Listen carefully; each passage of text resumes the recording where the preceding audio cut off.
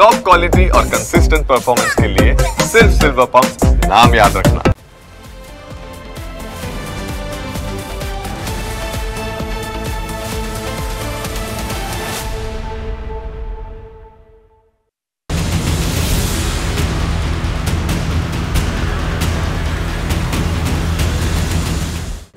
તમે ગમે તેટલા મોટા ડોન કેમ ન હો પણ પોલીસ અને કાયદા આગળ તમારી ડોનગીરી નકામી છે। જો પોલીસને છંછેડશો, કાયદાને પડકારશો તો તેના બાઠા પરિણામો ભોગવવા પણ તૈયાર રહેવું પડશે।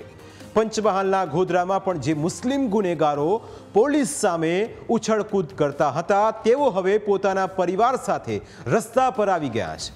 તેમનું ઘર બાર બધું જ જમીનદોસ્ત થઈ ગયું છે।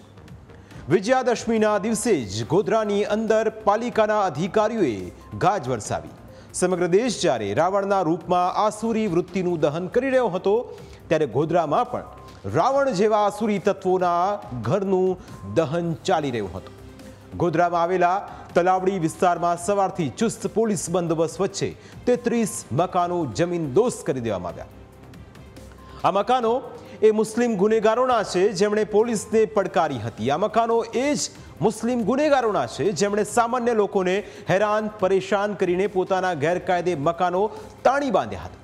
આ મકાનો એ જ મુસ્લિમ ગુનેગારોના છે જેમાં કોઈએ મંદિરમાં ચોરી કરી હતી, કોઈએ રેલવેમાં ચોરી કરી તો કોઈએ પશુઓની ચોરી કરી હતી। દબાણ દૂર કરવાના અને ઘરનો બહાર પડેલો હોય તેવા દ્રશ્યો જોઈને તમને કદાચ દયા આવતી હશે, જોઈને તમને કદાચ એમ પણ થતું હશે કે આવું ન થવું જોઈએ, પણ આ લોકો દયા ખાવાની લાયક નથી। અમે તમને આ ગુનેગારોની અસલી હકીકત બતાવીશું તો તમે પણ કહેશો કે પોલીસે આ પરિવારો સાથે જે કર્યું તે બરાબર કર્યું। જો પોલીસ આવા તત્વોને પાઠ નહીં ભણાવે તો તેઓ તમારા ઘરમાં ઘૂસીને પણ આતંક મચાવી શકે છે। અને એટલે જ પાલિકાએ પોલીસને સાથે રાખીને બુલડોઝર ફેરવી દીધું। પવિત્ર તહેવારના નિમિત્તે ગોધરાના નગર તલાવડી વિસ્તારમાં આવેલ તલાવની આજુબાજુમાં ગેરકાયદેસર રીતે બાંધકામ થયેલ 35 જેટલા કાચા પાકા મકાનો તોડવાની આજે કામગીરી શરૂ કરવામાં આવેલ છે અને પોલીસ ડિપાર્ટમેન્ટ, રેવન્યુ ડિપાર્ટમેન્ટ, નગરપાલિકાના તમામ સ્ટાફ અહીં હાજર રહી અને એની કાર્યવાહી ચાલુ કરવામાં આવેલ છે। તમને થતું હશે કે જે પરિવારોના તંત્રે ઘર તોડી નાખ્યા તેઓ હવે ક્યાં જશે અને શું કરશે? તો અમે તમને જણાવી દઈએ કે આ ગુનેગારોએ પોતાના મકાન બાંધતા પહેલાં કોઈ જ પરવાનગી લીધી ન હતી। સરકારી જગ્યા પર કબજો કરીને મકાન બનાવી દીધું હતું।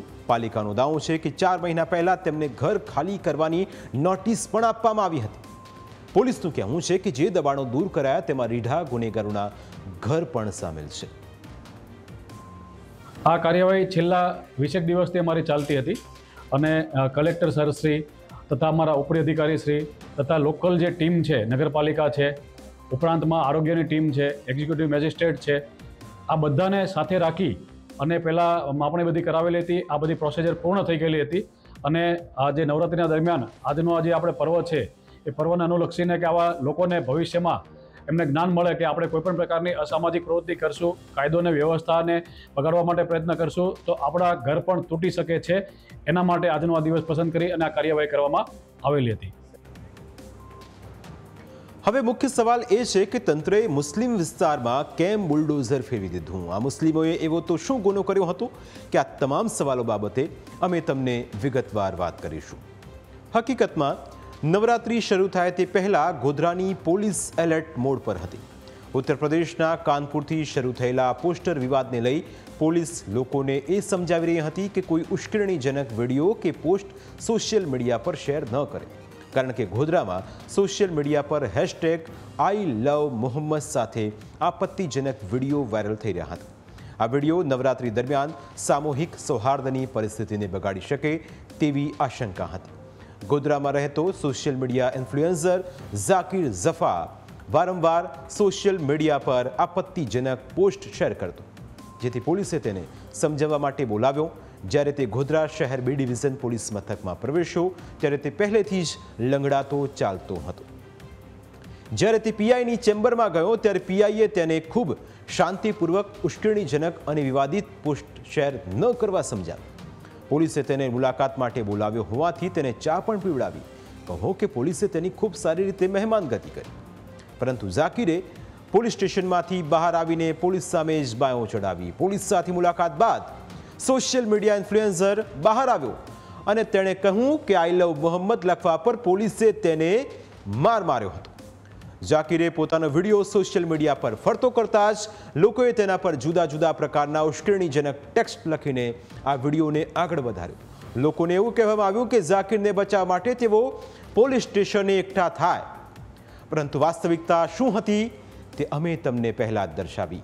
પોલીસે ના તો ઝાકીરને માર્યો હતો કે ના તેને ધમકાવ્યો હતો. પોલીસે તો તેને ચા પીવડાવી, તેની મહેમાનગતિ કરી, પણ ઝાકીરે પોતાની ઓકાત બતાવી. તેમ છતાં ઝાકીરે ઢોંગ કરીને પોતાના વિડીયો શેર કરતા મોટી સંખ્યામાં મુસ્લિમોનું ટોળું પોલીસ સ્ટેશને પહોંચ્યું અને પોલીસ સ્ટેશનમાં તોડફોડ કરી. ટોળાના આ દ્રશ્યો જ કહી આપે છે કે આ મુસ્લિમ ગુનેગારો ખોટી વાતોમાં આવીને પોલીસ સ્ટેશનમાં તોડફોડ કરવા પહોંચ્યા હતા તો સામાન્ય માણસો પર હુમલો પણ કરી શકે છે.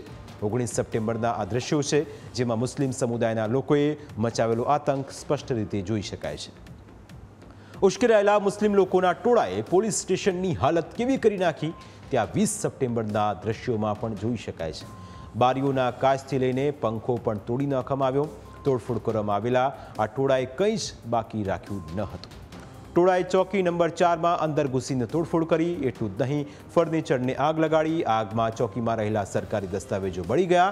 આ દરમિયાન રેન્જ આઈજી, જિલ્લા પોલીસ વડા સહિતનો પોલીસ કાફલો પોલીસ સ્ટેશને પહોંચ્યો અને પરિસ્થિતિને કાબૂમાં લીધી હતી. હવે આવી ખોટી રીતે પોલીસ સામે જ બાયો ચઢાવે તે કેવી રીતે સાંકી લેવાય? સરકારી મિલકતો કોઈના બાપની જાગીર નથી. તેમાં ગમે ત્યારે આવીને ગમે તે રીતે તોડફોડ ન કરી શકે અને એટલે જ આવા તત્વોને પાઠ ભણાવવો પણ જરૂરી હતો. નહીં તો જે લોકો પોલીસ ઉપર પણ હુમલો કરતા ખચકાતા નથી તે લોકો સામાન્ય માણસ ઉપર પણ હિંસા આચરી શકે છે. એટલે આવા તત્વોને કાબૂમાં રાખવા માટે જ તેમના ગેરકાયદે મકાનો પર બુલડોઝર ફેરવવામાં આવ્યું હોઈ શકે છે. ગોધરામાં ચર્ચા એવી પણ ચાલી રહી છે કે આરોપીઓએ 19 સપ્ટેમ્બરના રોજ પોલીસ સ્ટેશને માથે લીધું. હવે એ આરોપીઓને પોલીસે બરાબરનો પાઠ ભણાવ્યો છે. 19 સપ્ટેમ્બરે આરોપીઓએ પોલીસ સ્ટેશનમાં તોડફોડ કરી હતી. હવે તંત્રએ આરોપીઓના ઘર ઉપર બુલડોઝર ફેરવી દીધું છે. એ સંકેત આપી દીધો છે કે ગોધરાની અંદર કાયદામાં રહેશો તો ફાયદામાં રહેશો.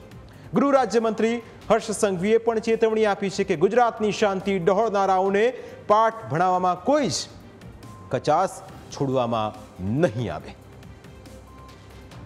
એક તરફ સરકારી જગ્યાઓમાં મકાન બનાવવા અને બીજી તરફ દંગાઓ કરવા, આ બેઉ એક સાથે નહીં ચલાવી લેવામાં આવે. કડકમાં કડક પગલાં ભર્યા છે અને હજી વધુ કડક પગલાં ભરવામાં આવશે. સરકારી જગ્યાઓ પર કોઈ બી પ્રકારના કબજાઓ અને સરકારી જગ્યા પર કબજા કરીને ફરી રાજ્યમાં અશાંતિ ફેલાવવી, રાજ્યના સામાન્ય નાગરિકો ઉપર કોઈ બી પ્રકારનું અડચણ ઊભું કરવું, આવા લોકોને શોધીને ગુજરાત પોલીસ કડક પગલાં ભરી રહી છે. અને જો કોઈ આવી ભૂલ કરશે તો આનાથી બી વધુ કડક પગલાં ભરવામાં આવશે. ગોધરામાં જે મકાનો ઉપર બુલડોઝર ફેરવવામાં આવ્યું તેમાં કેટલાક લોકો પોલીસ સ્ટેશન પર હુમલાની ઘટનામાં સામેલ હતા. હજુ પણ ઘણા એવા આરોપીઓ છે જેમના ઘર તૂટવાના બાકી છે. પોલીસનો દાવો છે કે કુલ 215 લોકોના નામ ખુલ્યા છે. તેમની પ્રોપર્ટીનો સર્વે કરવાની કામગીરી ચાલી રહી છે. ભવિષ્યમાં હવે તેમના ગેરકાયદે મકાનો પણ તોડી પાડવામાં આવશે. પ્રાઇમ 9માં સમય થયો છે બ્રેકનો. બ્રેક બાદ અન્ય મુદ્દા વિશે વાત.